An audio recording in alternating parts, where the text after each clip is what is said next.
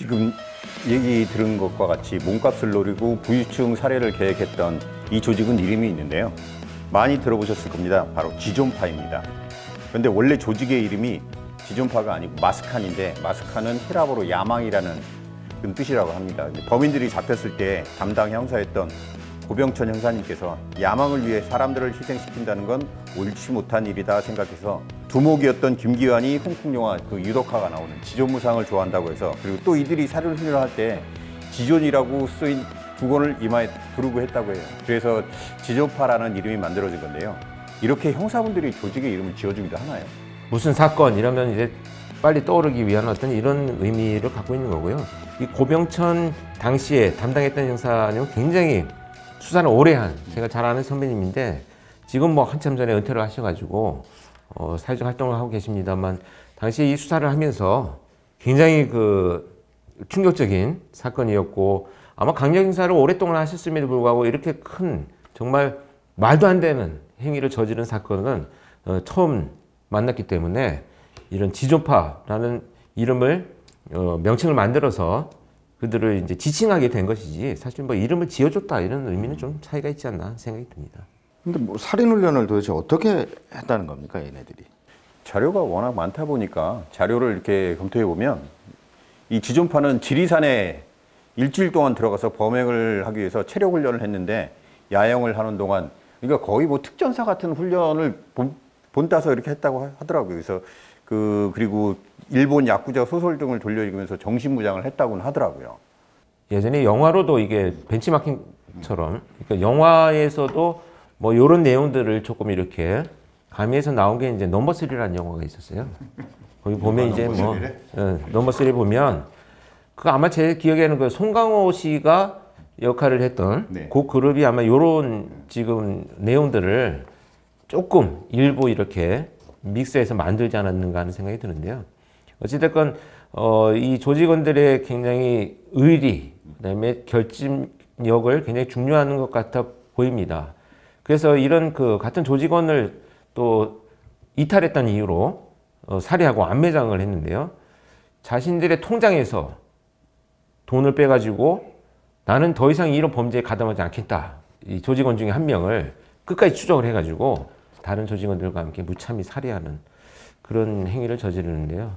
이것이 결국 아까 제가 말씀드린 것처럼 결국은 자신들이 같은 범죄 행위를 저지르면서 점차 그 결속력이 강화되는 그런 아마 심리적인 그 의도에서 행해진 행동이다, 이렇게 보여집니다.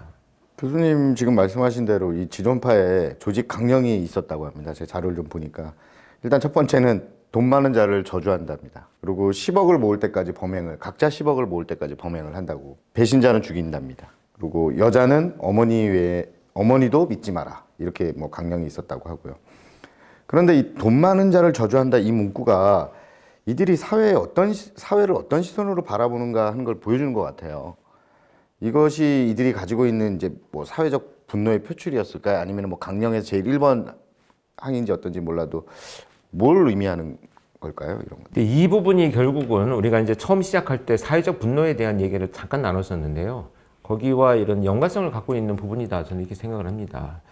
특히 이런 그 양극화가 굉장히 심해지고 있었던 시기이기도 하고요. 이 93년, 94년 이 무렵이. 왜냐면 사실 그전에는 경제적인 문제들이 다 비슷했기 때문에 5, 60년대를 살아가면서 우리가 사회적 분노라고 느끼는 지점들은 경제적인 문제들은 크게 작용하지 않고 어떤 권력이나 정치 권력, 있는 자들에 대한 백, 이런 것들이 주로 그 우리 사회 분노를 양산했던 것들이기 때문에 비슷비슷한 삶의 방식들을 갖고 살아갔었죠. 근데 93년도 요때 이제 90년대를 넘어가면서 소위 오렌지족들이 나오고 소위 그 강남 졸부들, 강남 졸부들, 그다음에 양극화, 이제 어떤 그 극단적인 극들의 감정이 느껴지는 요 시기다, 이렇게 저는 보고요. 그래서 이런 돈을 모을 때까지 범행을 할 것이다, 돈 많은 사람을 일단 저주한다 라고 하는 것은 그 자기가 넘어설 수 없다라고 하는 장벽에 대한 무력감, 이 무력감이 이제 분노로 치환되는 거죠, 사실은. 그래서 돈이 없는 것이 문제가 아니고 돈이 없어서 뭔가 할 수 없다라는 것, 이 장벽을 내가 헤쳐나갈 수 없다라고 하는 것, 그다음에 돈이 많은 자들의 내가 노예처럼 살아간다는 것, 뭐 이런 감정들을 경험하면서 이것이 이제 분노로 변화되는 그런 계기가 되었다 이렇게 생각합니다. 당시 지금부터 30년 전이잖아요. 지금 이 저희 유튜브를 보시는 분들은 뭐 10억이라고 하는 돈이라고 생각했지만 그 당시에 10억이라고 하는 건 목표를 잡기에 엄청 큰 돈인데 10억을 모으려고 범행을 했지만 막상 피해자들을 보면 그냥 서민이었단 말인 거죠. 그냥 그랜저 승용차를 타면 부유층으로 인식을 하는 경향이 있어서 범행 대상 자체 선택을 잘못하면서 그런 과정에서 악사 김 씨가 살해되고 최 씨는 살려두면서 그 또 최 씨를 자신의 공범으로 만들었는데 그렇게 했는데 이유가 있을까요? 이게 그 굉장히 심각한 심리적인 문제를 갖고 있는 이 행위입니다. 무슨 얘기냐면 우리가 다음 화에서 또 그 한 범죄자에 대한 이야기를 나눌 텐데요. 거기에도 유사한 행동 특성이 나오거든요. 결국 이 얘기는 무슨 심리적 특성을 의미하느냐? 이 피해자 최 씨에 대한 동정이 아니고 범죄자들이 이렇게 범죄를 저지르면서 만나는 피해자들과 대화를 나누다 보면 그들의 어려운 삶에서 자신의 어려운 삶을 공통된 것을 발견을 하게 되죠. 아, 이 사람들은 나처럼 어렵게 사는 사람이구나. 이런 걸 느끼게 되면 그 피해자를 동정하는 게 아니고 그 피해자로부터 나타나는 그런 어려움들을 자기하고 동일시시켜갖고 결국 자기를 연민하는 거거든요.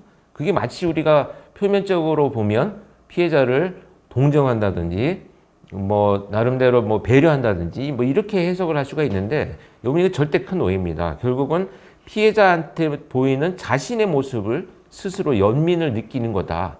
그래서 이런 범죄에 가담시키고 또 살해하지 않기 위한 명분을 만들고 뭐 자기가 동조하게 되면 더 큰 뭐 뭔가를 베풀 수 있는 것처럼 이런 그 행위를 하는 거죠. 굉장히 이 부분이 우리가 잘 해석을 해야 되는 부분이다. 저는 이렇게 생각합니다. 그러니까 최 씨가 보면은 일부 자료를 보면 김현양이라고 하는 친구가 최 씨에 대한 그 연민을 좀 갖고 있어서 그 사람을 죽이기는 좀 뭐하고 조직의 그 두목적인 위치에 있는 사람으로서 이 사람을 살리려면 명분이 있어야 되니까 그런 과정에서 그런 일들이 벌어진 게 아닌가. 그렇죠. 그런 뭐 명분도 있고 또 어떤 그 범행을 저지를 때 사실 여성이 중간에 어떤 그 이용하는 여성을 이용해서 피해자들을 안심시키는 이런 범행의 어떤 도구적인 목적을 더 갖고 있다 이렇게 볼 수 있겠습니다. 네, 어쨌든 그 최 씨가 일부분 이제 좀 범행의 공범처럼 행동들을 좀 하게 되잖아요. 그래서 그런 상황에 만약에 뭐 일반적인 사람이라면 당연히 자기가 살기 위해서 어느 정도 동조하는 게 좀 정상적인 현상으로 봐야 되는 건가요? 그렇죠. 이거 이제 여러 케이스에서 이런 그 경우들이 나오는데요. 사실 피해자들을 보면 우리가 뭐 고함을 치지 누가 여러 사람 다른 사람들이 있을 때 도움 요청을 하지 뭐 이런 생각들을 하게 되거든요. 근데 지금 이런 끔찍한 일들을 저지르는 것을 목격한 상태에서 피해자의 심리는 어떤 방향으로 전환이 되냐면 내가 도움 요청을 했을 때 도움을 받기 전에 이미 이들로부터 살해당할 것이다 라고 하는 두려움과 공포가 굉장히 커지기 때문에 주변에 심지어 경찰이 지나가더라도 도움 요청을 못하는 경우도 있어요. 한 번도 경험해보지 못한 두려움일 거잖아요. 그렇죠. 이건 뭐 도움 요청을 저 사람이 나를 도와주기 전에 이미 난 죽을 것이다 라고 하는 이 공포와 두려움은 사람들을 정상적이지 않은 인지적 판단을 하게 만드는 요인이 된다. 이렇게 우리가 해석을 하면 될 것 같습니다. 두 번째 살인을 이렇게 저지르고도 원하는 돈을 받을 수 없게 되자 지존파는 결국 다른 범행 대상을 물색하게 됩니다. 이번에 그들이 찾은 장소는 당시 신흥 부자들이 많이 모여든다고 소문이 났던 경기도 분당이었습니다. 네, 두 번째 살인이 벌어지고 4일이 지난 뒤 경기도로 향한 지존파 일당은 성남시 남서울공원 묘지 근처를 지나다 주차된 그랜저 차량을 발견을 했습니다. 추석을 앞두고 부모님 산소에 벌초하러 왔던 강 씨 부부였습니다. 일당은 부부에게 공기총을 발사해서 위협을 가한 뒤에 차에 태우고는 자신들의 아지트로 납치해 갔습니다. 부부를 감금한 뒤 취조해보니 남편 강 씨는 자수성가한 중소기업의 사장으로 여유가 있어 보였습니다.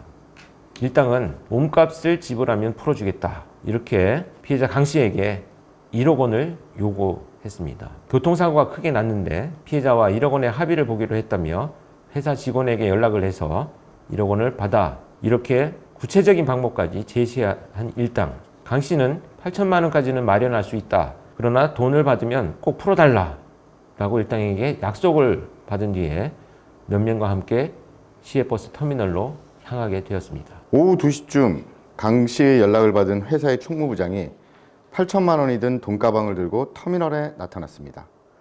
강 씨는 그를 따라 도망칠 수도 있었지만 인질로 잡혀있는 아내를 생각해 돈가방만 받고 일당을 따라 다시 아지트로 돌아왔습니다. 범행 이후 처음으로 거금을 만져본 지존파 일당. 자신들에게 몸값을 준 강 씨 부부를 살려줘야 하나 죽여야 하나 토론을 했습니다. 하지만 결론은 결국 그들을 살해하는 것이었습니다. 부부에게는 집에 돌려보내주겠다고 안심시킨 뒤 몸을 못 가눌 때까지 술을 먹였습니다. 그리고는 최 씨를 확실한 공범으로 만들기 위해 부부에게 공기총을 쏴 살해하게 만들었습니다. 부부가 사망하자 시신을 불태우기 위해 칼과 도끼로 토막내기 시작했습니다. 그런데 이때 경악할 만한 일이 벌어졌습니다. 시신을 해체하던 조직원 김현양이 사체의 일부를 도려내어 먹는 기행을 보인 것입니다. 그는 인간이길 포기하려고 인육을 먹었다, 이렇게 말했습니다. 이후 부부의 시신을 소광로에 넣고 태우기 시작한 일당들. 이들은 시신 태우는 냄새를 희석하기 위해 마당으로 올라가 일부러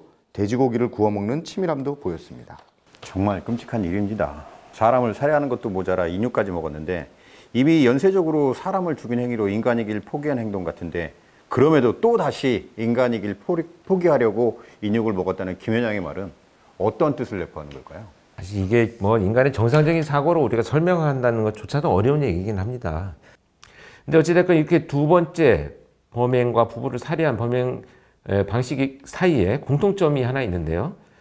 두 사건 다 피해자들에게 아주 많은 양의 술을 먹인 다음에 살해를 했다라는 것이 이제 이들의 수법으로 나타나고 있는데요.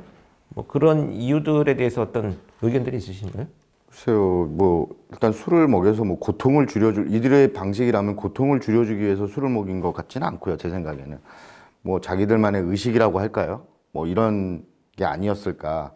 그냥 아니면 첫 번째 사건, 두 번째 사건처럼 그 약간 뭐 사고사를 위장해서 뭐 자기들 범행을 좀 노출되지 않게 하려고 뭐 그렇게 하기 위해서 좀 술을 먹인다든지 이런 게 아니었을까 하는 좀 생각은 드네요. 저는 좀 마지막 만찬을 제공하는 밀말이 온정이 남아 있었나? 그런 의문도 제기했었습니다. 아니면 그렇죠. 술 먹고 아예 몸을 못 가눌 상태로 상태가 되면 이 거부감 없이 반항이 없으니까 죽이기에 좀 편했나? 그런 생각도 좀 들고. 그렇죠. 사실은 두 분 다 뭐 굉장히 저는 동의하는 의견이신데 그 핵심에는 결국 우리가 피해자들이 겪는 무력감, 그러니까 저항할 수 없다라고 하는 이런 무력감, 자신들의 행위에 심지어 목숨이 달려있는 이 절박한 순간에도 술을 마시고 어떤 자신을 방어하지 못하는 그 모습을 통해서 이 피해자들이 겪는 무력감을 즐기기 위한 이런 심리적인 배경을 갖고 있다, 이렇게 생각합니다. 왜냐하면 이 범죄가 결성되어 가지고 자신들이 경제적인 것을 극복하지 못한다는 무력감을 통해서 이놈들이 그 범죄가 동기화됐다, 이런 지금 맥락에서 해석을 하고 있기 때문에 그런 측면에서 본다면 자신들이 겪었던 무력감, 그 무력감은 굉장히 수치스럽거든요. 이건 내가 극복할 수 없다라고 하는 무력감은 이들에게 아마도 상당한 수치심을 줬을 것이고, 이 수치심을 피해자들한테 투사를 함으로 해서 피해자들도 지금 목숨이 달려있는데도 술이 취해가지고 저항하거나 자기를 방어하지 못하는 그런 수치심을 보면서 자신들의 자존감을 찾고자 노력하지 않았나, 이렇게 판단합니다. 결국 지존파가 일으킨 끔찍한 범죄도 결국 막을 내리게 됩니다. 그들이 체포된 과정과 체포된 이후의 일까지 듣고 오겠습니다.